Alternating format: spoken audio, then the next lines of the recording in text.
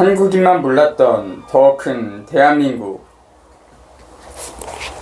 4부 한국인의 잠재력 그리고 선조들이 남긴 문화.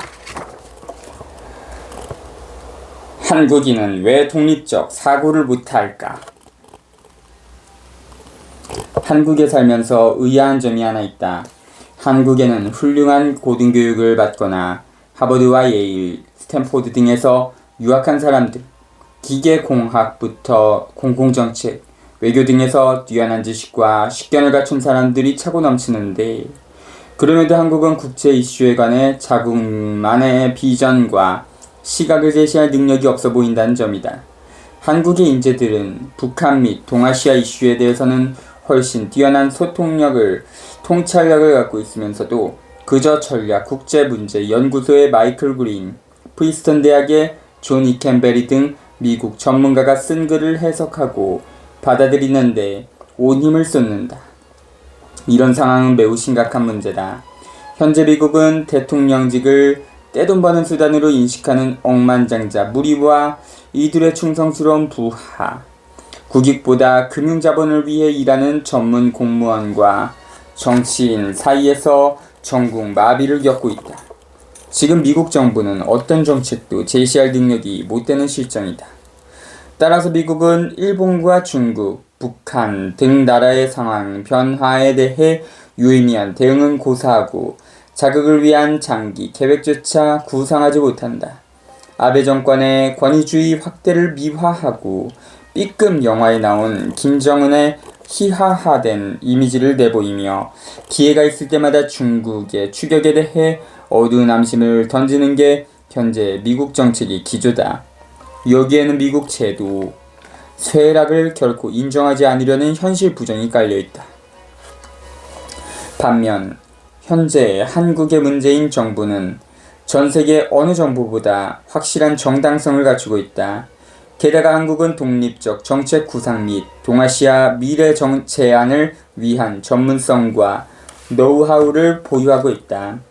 그런데도 이런 장점을 활용하지 않고 미국과 일본에 의존해 방향을 찾으려 한다면 오히려 망망대해에서 길을 잃게 된다.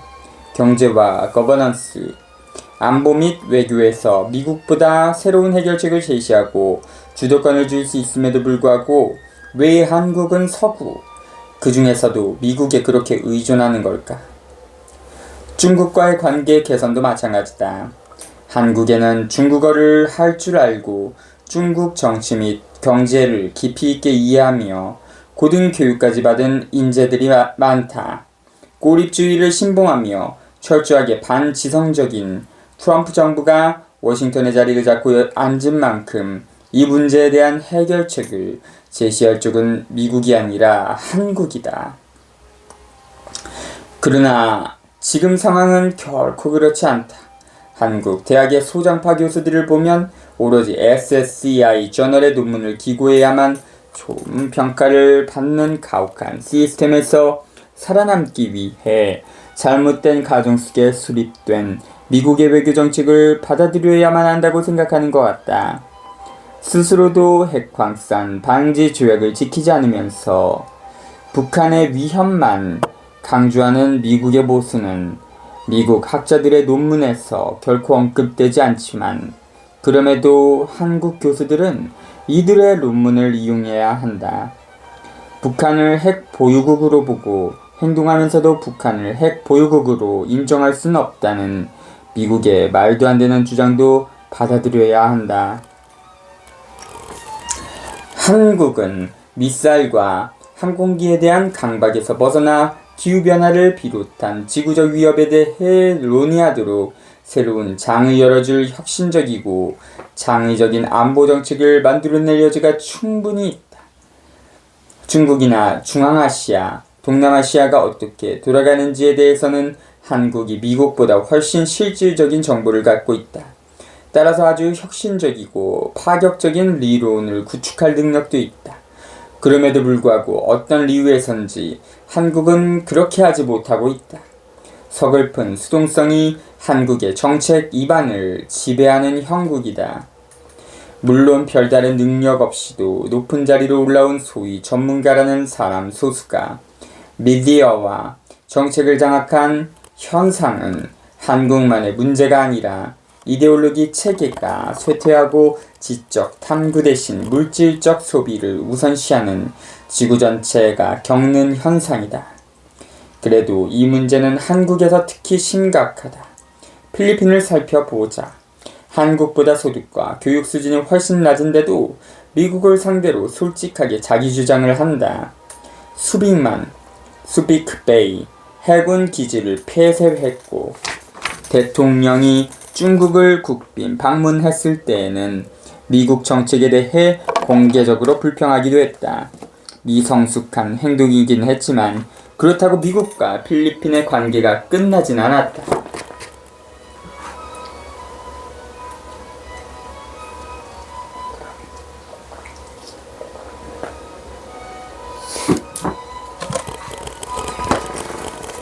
한국이 자신의 입장을 분명히 내세우지 못하는 이유 중 하나로 오랜 식민 지배의 영향을 꼽을 수 있다.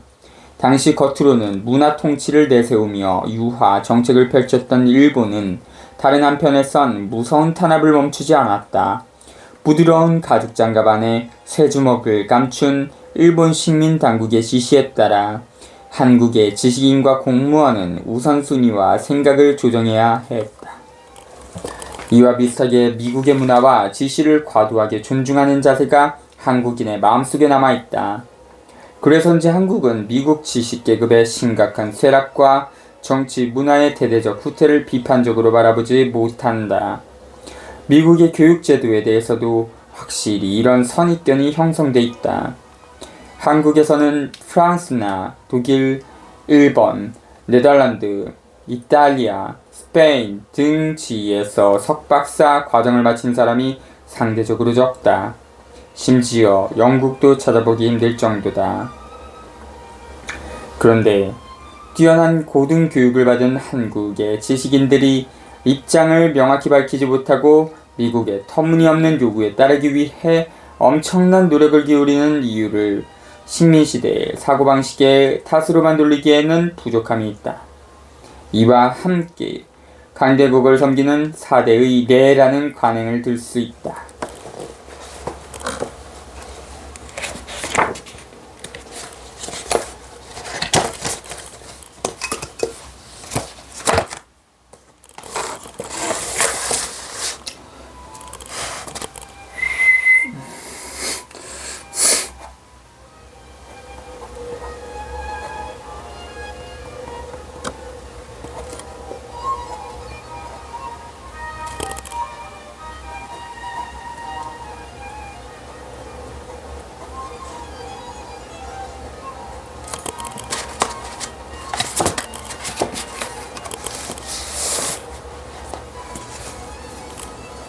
이는 과거 한국과 중국의 관계로 거슬러 올라가야 한다. 조선 왕조는 사신을 중국에 보내 중국 황제에게 공물을 바쳤다. 유교의 예에 의거해 중국의 천자만이 천제를 지낼 수 있었기 때문에 조선의 왕은 자국 영토에서조차 천제를 지낼 수 없었다. 한국이 한국만의 입장을 내세우는 걸 어려워하는 또 다른 문화적 원인은 바로 한국이 두 개의 정치 이데올로기 체제로 나뉜 분단국가라는 현실이다. 서울 도심을 별 생각 없이 걸을 때에는 북한의 존재가 느껴지지 않는다. 북한에 관한 언론 보도는 많지 않고 대화 중 북한 이야기를 꺼내는 사람도 별로 없다. 그럼에도 불구하고 북한은 한국의 문화에 분명 영향을 미치고 있다. 북한은 자기만의 방식으로 한국스러움을 만들어내고 다수의 한국인을 무의식 속에서 지배하고 있다. 어디에서든 보이지 않는 영향력을 행사하며 한국의 문화구조를 미묘하게 뒤틀고 한국인의 사고를 은밀하게 왜곡시킨다. 한국이 부자연스러운 분단국가로 남고 북한의 존재를 계속 부인하는 한 이런 왜곡 또한 지속될 것이다. 북한의 존재를 집단적으로 부인해도 분단의 비극이 한국인에게 엄청난 정신적, 심리적 부담을 준다는 사실은 피할 수 없다. 뭐가 잘못됐는지 설명할 수 있는 사람은 거의 없지만 무언가 잘못됐다는 사실만은 분명하다. 분단의 아픔 때문에 한국인은 한국의 교육과 경제력, 오랜 문화적 전통을 하나로 모아 온전히 활용하는 데 어려움을 느낀다. 1960에서 1970년대 한국의 급격한 경제적 성장을 최고 업적이다. 자부심으로 꼽는 것 또한 한국인들이 자신만의 의견을 제창하는 데 방해가 되는 요소다. 대개는 이런 주장을 진리처럼 서슴없이 토로한다. 조선은 현실과 동떨어지고 독재적인 양반계급의 지배를 받으며 추상적 유교 철학에만 집착했다. 이들은 근대화에 실패했고 결국 나라는 구제불능의 수준으로 뒤처졌다. 다행히 이후 비전과 의지를 갖춘 유능한 지도자들이 나와서 서구 기술과 노하우를 한국에 도입했다. 이들은 국민의 힘을 한데 모아 1960에서 1970년대 한국의 현대화와 산업화를 성공적으로 이끌었다. 이 내러티브는 한국 고유의 문화가 지닌 우수성을 완전히 무시할 뿐 아니라 박정희 전 대통령을 비롯한 정치인을 쓸데없이 슈퍼맨급 영웅으로 미화시킨다. 중요한 건 이런 주장이 식민시대 정당화를 위해 사용했던 논리와 동일한 흐름을 가진다는 점이다. 주체와 연두 등 세부 내용만 약간 고친 정도다.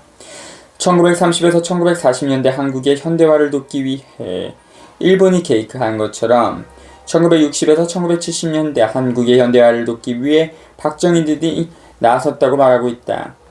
잘못된 역사관을 고치지 않고 국가 발전을 위해 기울였던 17에서 18세기의 수많은 노력을 한국 역사에서 통째로 삭제한 채 한국인과 외국인에게 내보이는 것이다. 전통 문화를 계승하지 못하고 공백으로 남겨두었기 때문에 서구 문화를 비리성적으로 미화하고 개발과 외교, 안보뿐 아니라 도시계획과 설계에서까지 자체적인 아이디어를 내는 게 힘들어졌다. 그 결과 고학력, 지식인들은 한국에 대해 자신보다 잘 알지 못하고 유능하지도 않은 미국 정책 일환가의 잘못된 가정을 기반으로 신문기사를 쓰고 외교 및 안보 정책을 제안한다. 마지막으로 19세기 식민주의의 진정한 본성을 파악하고 이것이 지금 우리에게 어떤 영향을 주는지 고찰해야 한다고 강조하고 싶다. 강대국이 되고자 하는 한국의 야망은 19세기 국가 건설에 사용됐던 제국주의적 모델에 뿌리를 두고 있다. 산업 경제력과 자연 자원을 통해 나라들을 발전시킨다는 원리는 제1차 세계대전을 일으킨 열강들의 치열한 경쟁에 그 뿌리를 두고 있다. 한국에선 이런 제국주의적 역학관계가 현재 세계 곳곳에서 증가하고 있는 갈등과 어떻게 연관되는지에 대해 논의를 금기시하고 있다. 한국이 뛰어넘고 싶어하는 미국과 영국, 프랑스, 독일, 일본 등의 선진국은 20세기 복잡한 제국주의 체제를 완성한 바로 그 국가들이다. 미국의 경우 제1차 세계대전 전까지는 제국주의 야욕을 자제한 편이었지만 지금은 그 반대다. 식민지를 보유해야 하는 제국주의는 지난 150년간 프랑스나 일본 등의 정치 및 경제에 심대한 영향을 미쳤다. 국익에 영향을 주는 식민 영토가 해외의 먼 곳까지 퍼져 있었기 때문에 이들은 자국 문화의 가치를 해외에 널리 알리고 지배를 정당화하기 위해 복잡한 관료제를 구축했다. 이들 열강은 자국의 예술과 문화, 철학, 거버넌스, 역사가 가지는 우월성을 찬양하는 문헌으로 학문적 토대를 구축했다. 식민지 시민을 교육하기 위해 필요한 절차였다. 한국은 이런 식민화의 피해국이었다. 해외에 자국 문화를 적극적으로 소개하는 노하우를 구축할 시간도 없었다. 한국의 위대함에 대해 다른 문화권이 마음을 사로잡을 만한 매력적인 신화를 만들어내지도 못했다. 물론 다른 국가와 달리 자국의 문화를 뻔드르르하게 소개하지 않는 소박함이 한국의 강점이기도 하다. 그러나 그런 제국주의적 전통이었기 때문에 한국은 불리한 입장에 있다. 일본과 프랑스, 독일은 지난 140년간 끊임없는 편집과 보완을 통해 외국인을 위한 자국어 교재를 개발했고, 해외에서 자국의 팬을 키워나가기 위해 장기적 계획도 수립했다. 문화를 통한 정치에 통달한 셈이다.